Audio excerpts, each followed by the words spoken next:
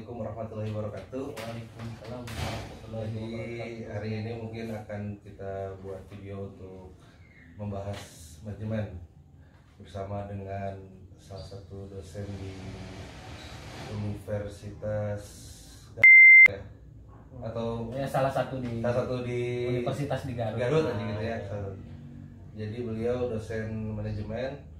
Jadi nanti saya akan coba diskusi apa sih perbedaan antara manajemen secara umum dengan manajemen konstruksi gitu di bidang teknik sipil. Jadi mungkin perkenalan aja, secara dasarnya di teknik sipil itu ada 5 subbidang, Pak. Saya maunya Pak atau Kang? Bebas lah. Hah? Bebas. Boleh. Maunya disebut apa? Bebas. Kok bebas? Ya karena Saya orang cewek bebas. Hah? Saya orang bebas. Orang bebas. Gitu Pak. Saya butuh Pak aja, butuh Pak ya gitu ya. Butuh Pak. Jadi gini Pak, di teknik sipil itu ada 5 subbidang Pak. Sebidang keilmuan. Jadi yang pertama itu tanah, kita mempelajari tanah. Terus mempelajari air juga.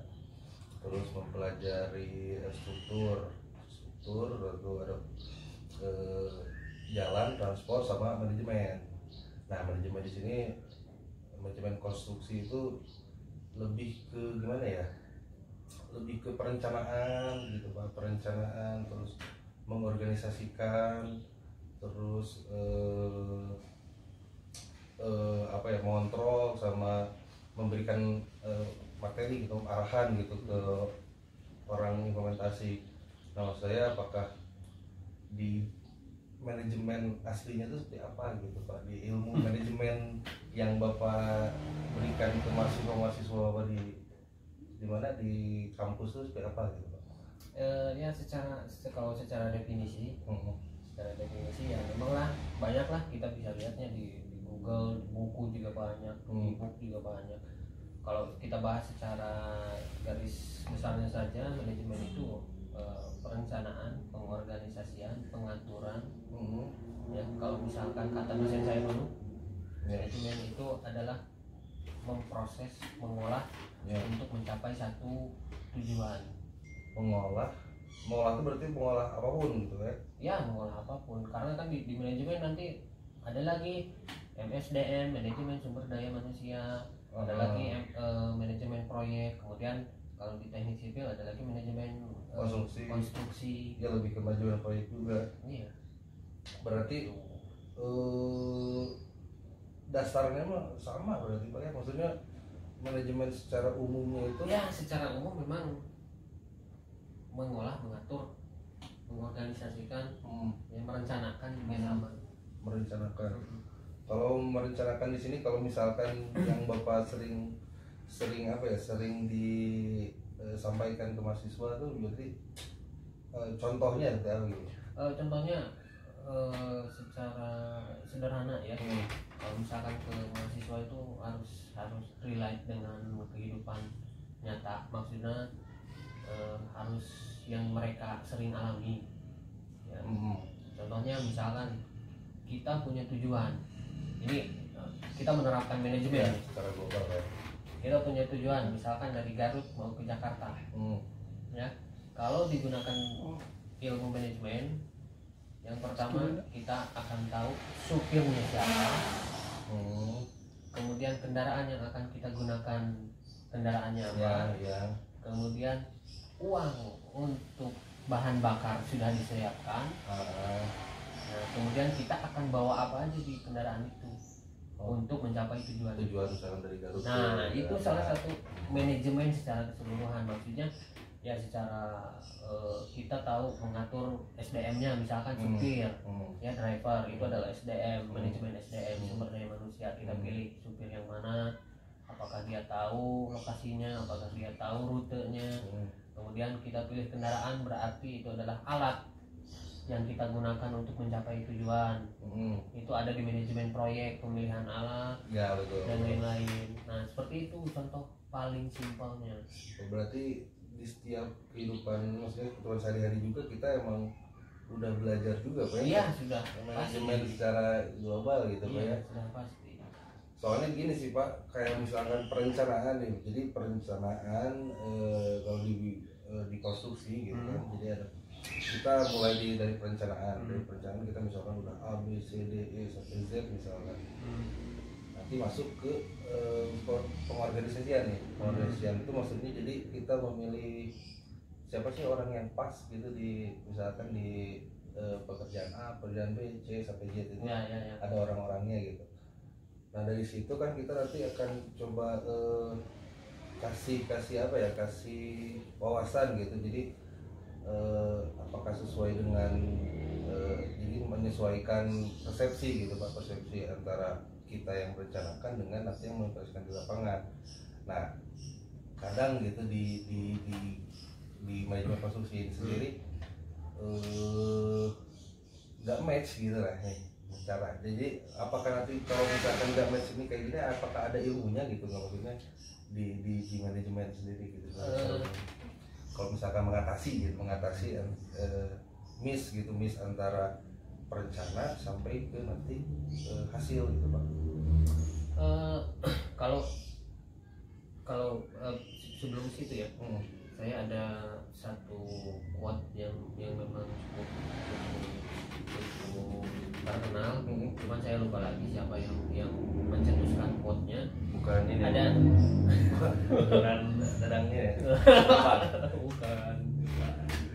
Jadi ada quote yang seperti ini, mungkin Bapak juga ya Bapak aja nggak apa atau Mas lebih enaknya sebut Mas deh biar ada mudahan.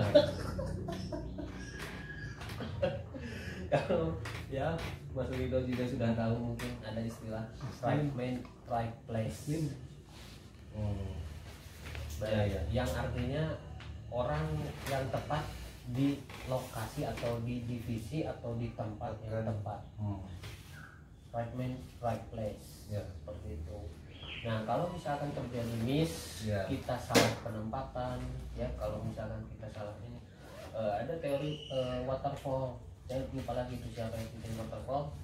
Jadi intinya dari waterfall itu perencanaan, turun ke bawah organisasi, pengorganisasian ya, turun lagi ke bawah pengaplikasian, ke bawah lagi evaluasi.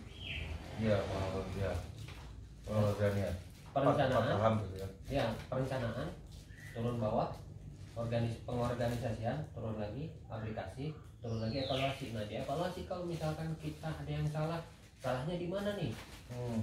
Salahnya di perencanaan, berarti kita balik lagi ke perencanaan. Kalau misalkan salahnya di pengorganisasian, kita balik lagi ke organisasi.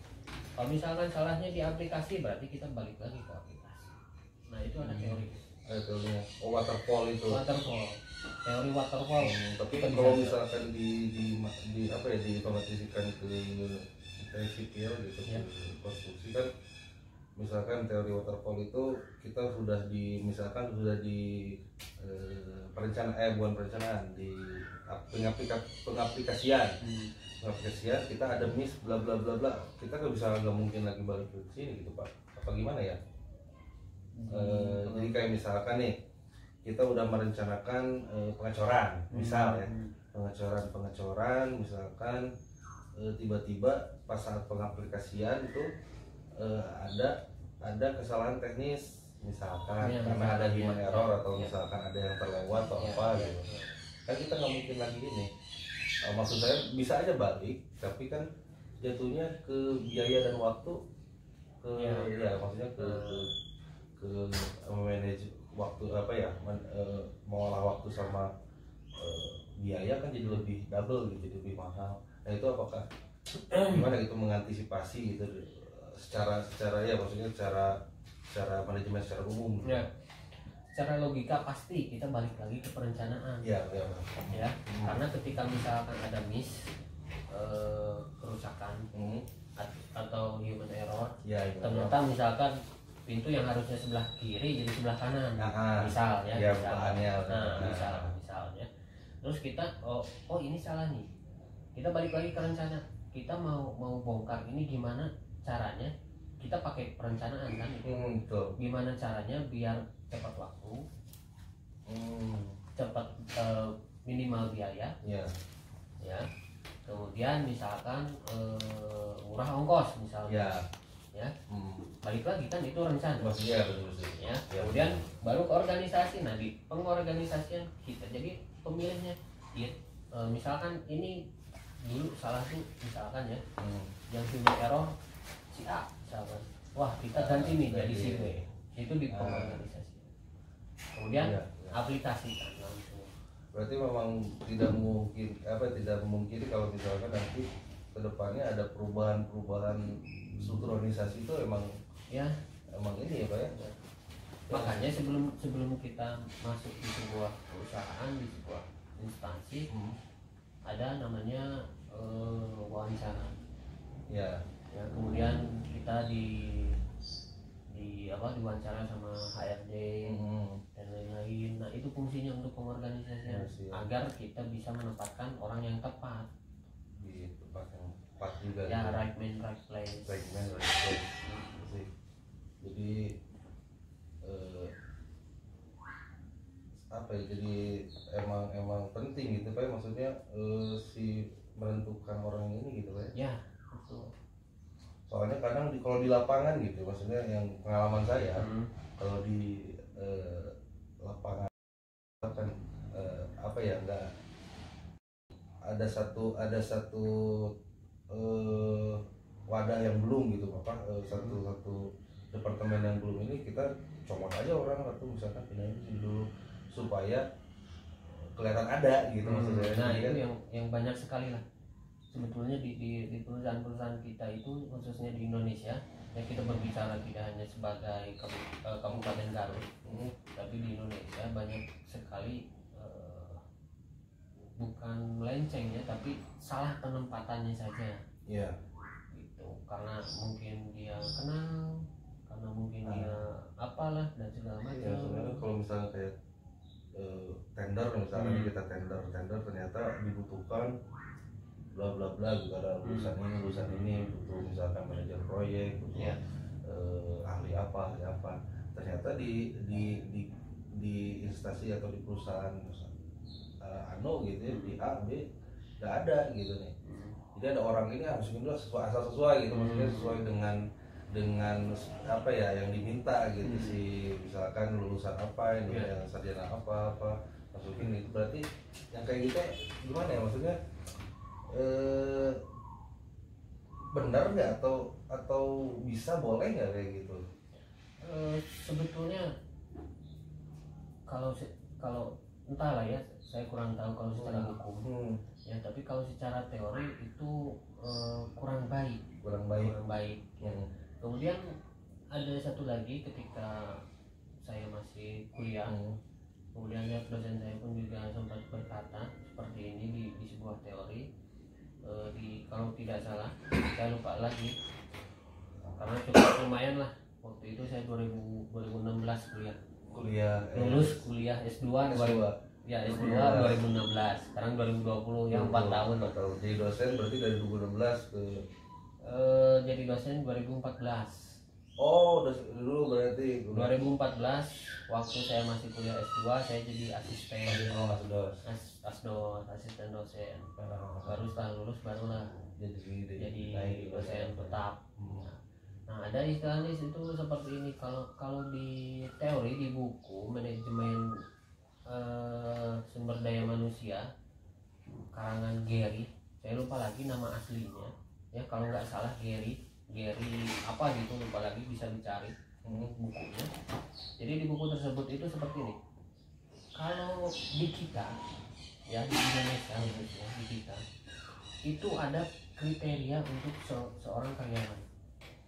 Kriteria untuk seorang karyawan. Misal minimum tinggi badan sekian. Ya betul. Ya, berat badan sekian. Usia sekian. Ya, dicari misalkan wanita, laki-laki. Ya. Nah, di sini ini untuk seluruh bidang atau seluruh bidang kerja. Ya. Tapi kalau di buku tersebut, di buku sumber daya manusia, ya, di buku tersebut, di luar sana itu mereka lebih memikirkan butuh kerja, proses kerja. Berarti yang membedakan Gary ini orang mana nih Pak? Gary ini nih? Lupa lah. Sekalian? Bukan. Orang luar negeri berarti. Luar negeri. Ya, bisa lah. Jadi Indonesia dengan ya maksudnya tertinggal juga Pak ya maksudnya. Jadi seperti ini. Kalau di buku itu dia bilang seperti ini. Ketika kita membutuhkan misalnya ya contoh misalnya ya. Di sebuah perusahaan kita ambil contoh bank. Ya, bank. Ketika misalnya kita butuh orang tapi misalnya usianya udah tua. Ya. Kita anggap kalau sini kan batas 27 tahun. 27 tahun. Ya, ternyata misalnya ada orang yang 40 tahun. Ya udah 40 tahun tapi dia punya kualitas. Kalau di luar dia ambil. Karena pekerjaan bank itu tidak mengandalkan fisik. Iya. Kalau di luar itu yang di batas usia itu yang mempunyai tanggung jawab keselamatan seperti masinis, pilot, iya, driver, yang butuh konsentrasi, yang kalau itu sehat, gitu ya, kalau itu secara logika semakin tua semakin berkurang kualitas fisik. Betul. Nah kalau di luar itu seperti itu. Jadi selama dia misalnya pekerjaan bank kan mudah, bukannya mudah ya, tapi tidak mengandalkan begitu fisik. Jadi usia berapapun masih bisa selama dia berkualitas. Tapi kalau di sini yang ambil yang muda, terus yang muda belum berpengalaman kita didik. Ini maksudnya jadi lebih apa ya? Orang dipotong kan ya, jadi dari segi biaya dan segi waktu juga orang yang harus itu juga Pak, harus mengajarkan, terus memberikan training juga, pengetahuan. Jadi belum tentu bisa sebanding dengan yang udah jadi gitu. Iya, jadi kebanyakan di kita itu banyak waktu kita tuh terbuang untuk moles aja. Iya, poles orang udah kilau. Dikit lagi pensiun. Iya. Itu kenapa kan kalau Pak kenapa gitu Indonesia tuh seperti itu gitu? Kenapa? Menurut Akang loh ini. Menurut saya pribadi ya. Iya, menurut Bapak. Ya biar upah dia bisa ngejar tuh. Ya. Karena orang yang tanpa pengalaman pasti nggak apa-apa yang penting kerja aja dulu. Urusan upah begitu. Berarti balik lagi ke manajemen konstruksi. Kalau misalkan yang seperti itu berarti kurang baik juga maksudnya diterapkan di suatu komponen manajemen gitu ya. Bukannya salah tapi kurang baik. Maksudnya kurang baik ini bisa memperhambat lajunya perusahaan. Juga sih. Gitu. Berarti masuk ke evaluasi nih Pak, yang tadi kan ada tahap-tahapnya itu ada 4 tadi kan Bapak. Masuk ke tahap evaluasi. Kalau di teknik sipil sendiri atau di manajemen konstruksi itu ada 3 sih yang saya tahu ya, pengalaman saya itu ada 3. Jadi emang kita mengevaluasi gitu ya, mengevaluasi secara mutu, mengevaluasi secara waktu, dan satu lagi mengevaluasi secara biaya, maksudnya dananya gitu ya. Jadi dari perencanaan apakah ketiga bidang ini apakah sudah sesuai dengan perencanaan atau gimana? Nah kalau dari manajemen cara umumnya gitu, evaluasi sendiri seperti apa sih Bang? Evaluasi sendiri itu seperti ini ya, ada istilahnya efektif dan efisien, tepat guna, tepat waktu, tepat sasaran. Ya. Kalau misalkan tepat guna, barang yang kita produksi, ya, apakah sudah berguna dan bermanfaat?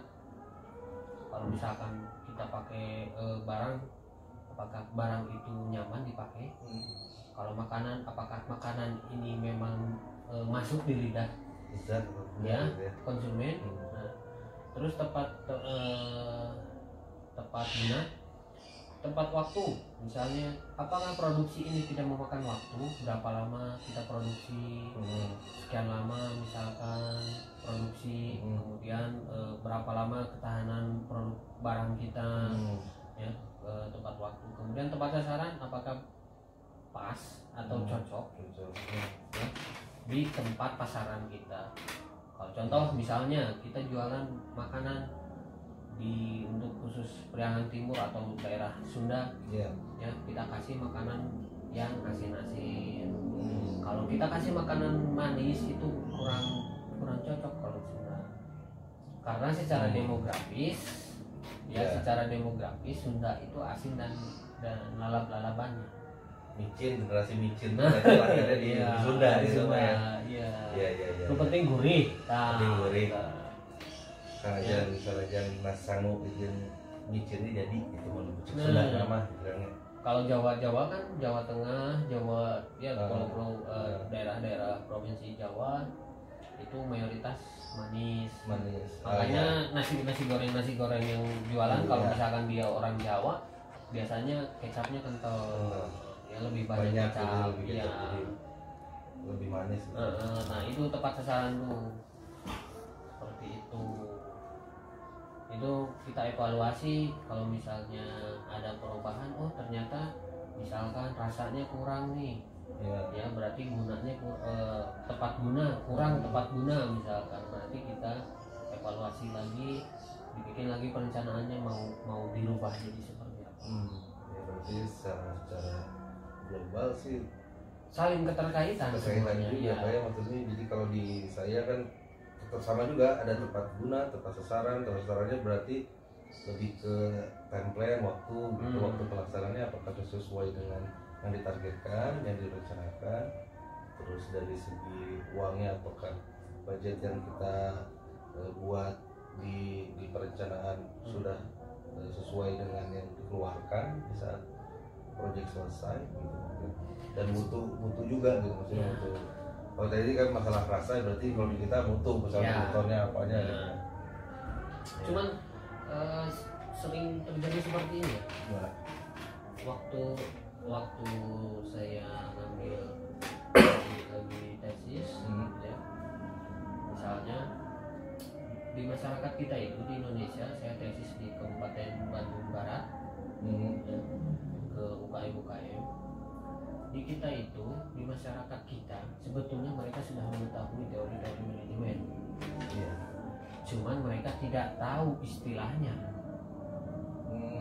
Berarti emang ya kalau manajemen sendiri emang dari kecil juga sebenarnya kita udah melaksanakan, udah mengaplikasikan, cuman kita nggak tahu istilahnya.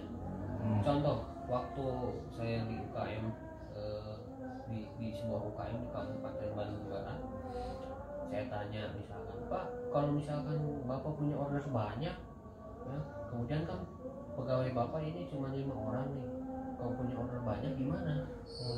Apakah bisa sanggup sama 5 orang?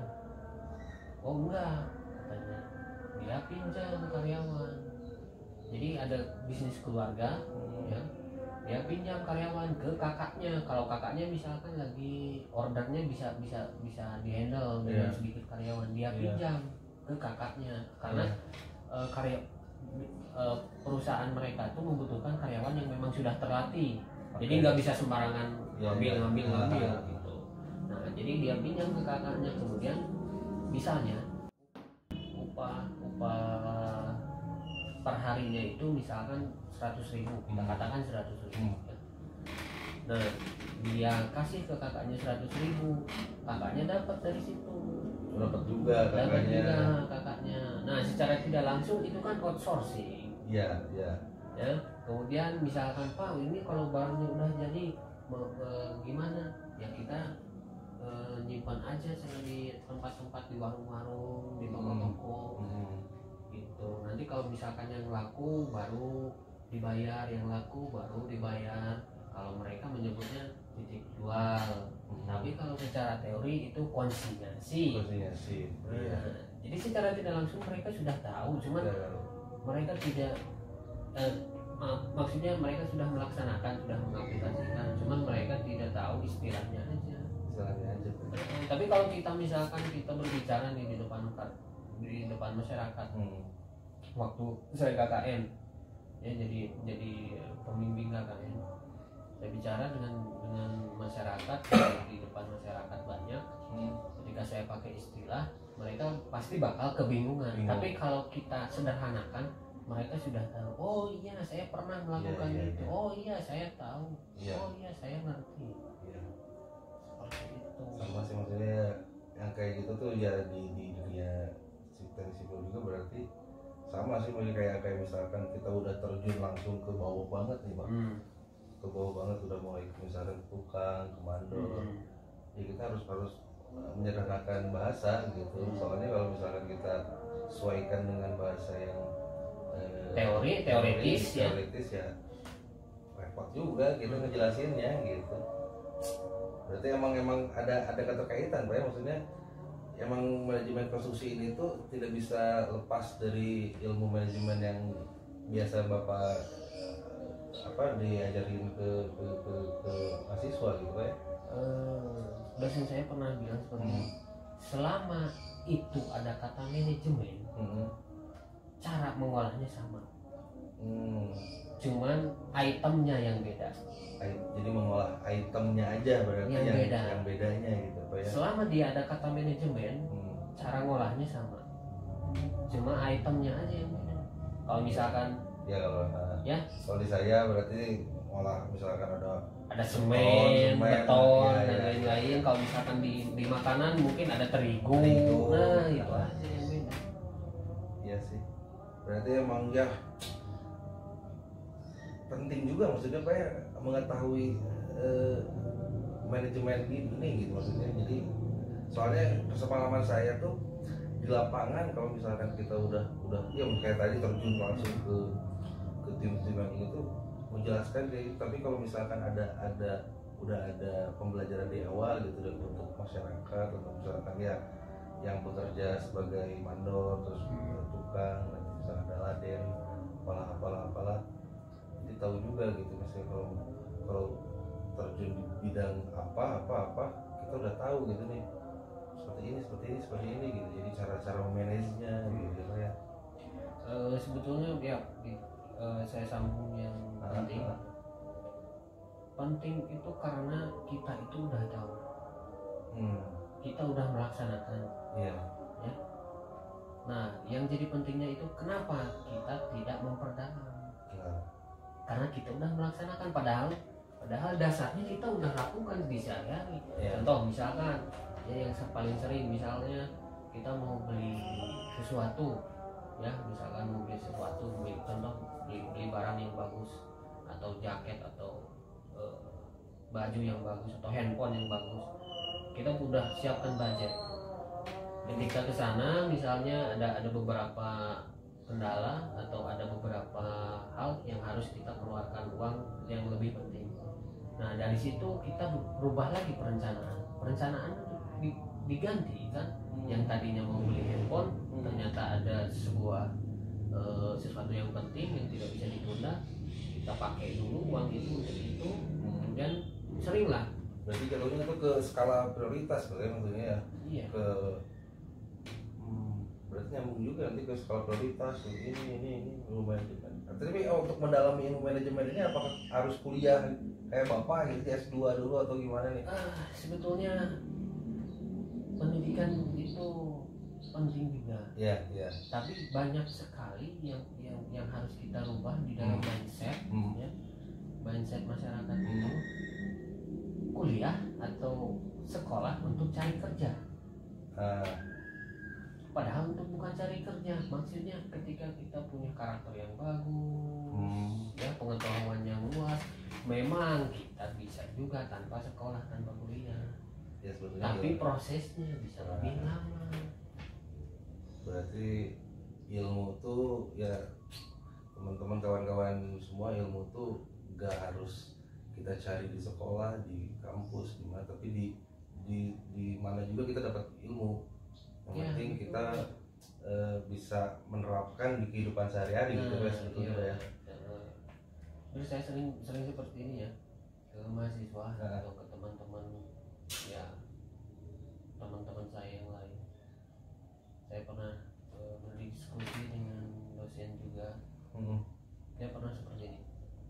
Kita ambil contoh, kita punya ladang, ya, ladang tanah, ya. Misalkan kita punya ladang 1 hektar, ya, 1 hektar tanah. Terus kita anggap saja ladang tanah itu adalah sebagai modal kita untuk sekolah, untuk kuliah, ya. Terus kita tujuan ladang ini mau kita buat apa?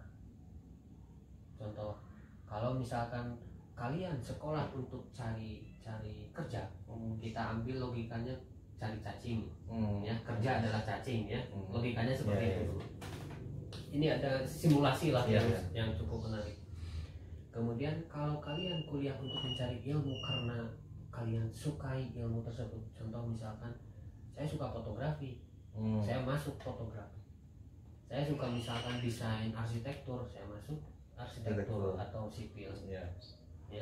Nah, tujuan kuliah untuk mencari ilmu kita anggap saja untuk jadikan sawah, ya. Balik lagi, ladang itu adalah modal untuk kuliah, anggap saja. Cacing adalah kerjanya. Kemudian sawah adalah tujuan mencari ilmu, ya. Paham sampai situ? Ya, paham. Ya, sampai situ. Oke.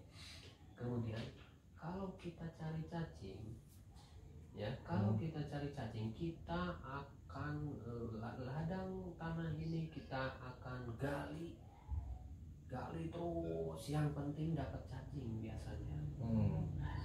Dapat kerja gitu, kalau dialamikan begini, ya.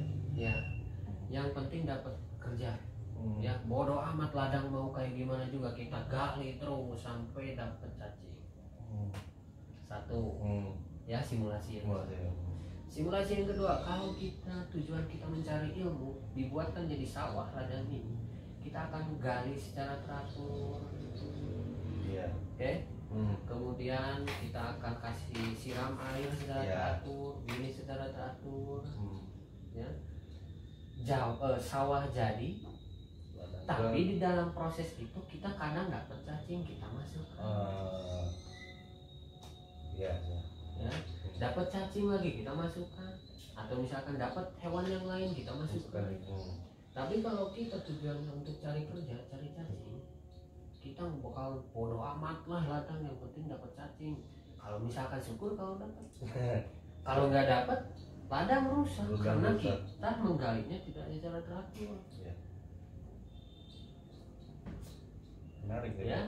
Tapi kalau misalkan kita tujuannya untuk cari untuk membuat sawah, untuk mencari ilmu, kita cari secara teratur, dapat cacing ya syukur, nggak dapat pun nggak masalah karena sawah jadi.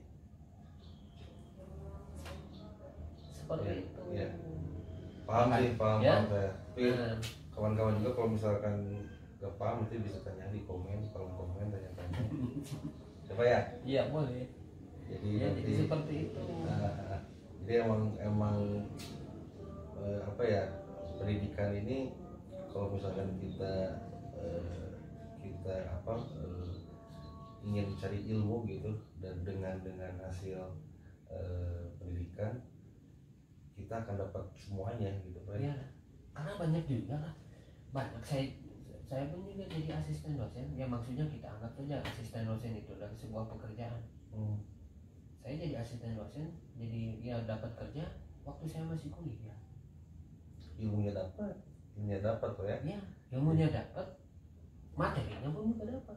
Teman-teman dapat, relasi dapat. Banyak kan mahasiswa itu yang banyak, yang penting lulus, kerja udah selesai.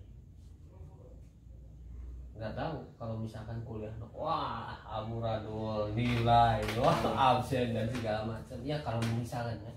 Kalau syukur-syukur kalau dia lulus. Kalau nggak lulus, kan ladang yang rusak, modal yang hilang, uang yang mereka keluarkan rusak, hilang. Tapi nggak menutup juga dapat ilmu sebetulnya, Pak. Ya betul, cuman alangkah baiknya atau kita ini akan lebih lebih apa ya, lebih banyak untungnya lah bagi kita selaku yang menjalani tersebut. Seperti banyak juga nih ilmu dari Pak Ridian nih, jadi agak melenceng dari bahasan pertama, tapi ya. itu jadi maksudnya sharing loh ya, sharing juga sama kawan-kawan juga. Kalau misalkan nanti mau sharing bisa di komen, nanti saya sampaikan nanti ke Pak Ridian, nanti ada video-video berikutnya mungkin dengan Pak Ridian, hasil sharing dengan apa kawan-kawan di kolom komen, nanti misalkan nanti ada yang upload videonya banyak lah. Nanti mungkin di video berikutnya kita bisa lah bahas tentang ini ya, yang saya sering dapatkan barusan itu istilahnya, mereka masuk salah jurusan, alias salah jurusan. Berarti salah jurusan itu terperangkap, bukan naik angkot huruf kan ya? naik angkot, naik bis salah jurusan bukan. Berarti dalam pendidikan juga ada salah jurusan berarti ya. Bukan salah jurusan, maksudnya dia itu karena mungkin kurang konsultasi, entahlah ya, waktu SMA-nya gimana, kurang konsultasi, kurang ini, banyaklah saya sering kali mendapatkan yang mahasiswa. Di keep dulu aja Pak, biar nanti di video berikutnya aja.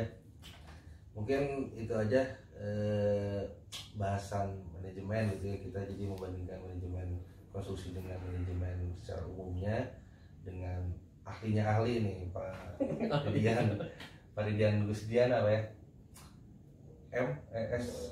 Eskom MM. Nah ini pun juga terkait dengan tadi yang dibahas. Oh ya, nanti itu Pak, nanti dibahas. Saya S1 dan S2 itu beda jurusan. Itu berarti di video berikut ya Pak ya? Iya boleh. Siap. Jangan lupa di like, komen, dan di subscribe video Dunia Jalan untuk nanti bisa mengikuti lagi update video dengan Pak Ridian yang bahas tadi salah jurusan itu. Yuk.